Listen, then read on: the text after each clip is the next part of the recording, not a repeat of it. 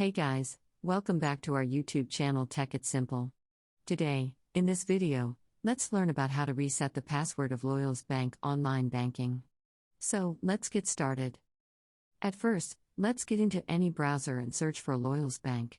Click on this first website over here, or you can go to log on to internet banking. Now, let's click on log on the top right corner over here and choose the type of account you have got. So, let's tap on personal. Now, simply enter your user ID here. And since we do not know our password, we need to click on forgotten your login details. So, let's tap on this. After this, we get a verification email to reset the password. After this, we can finally reset the password of Lloyds Bank Online Banking.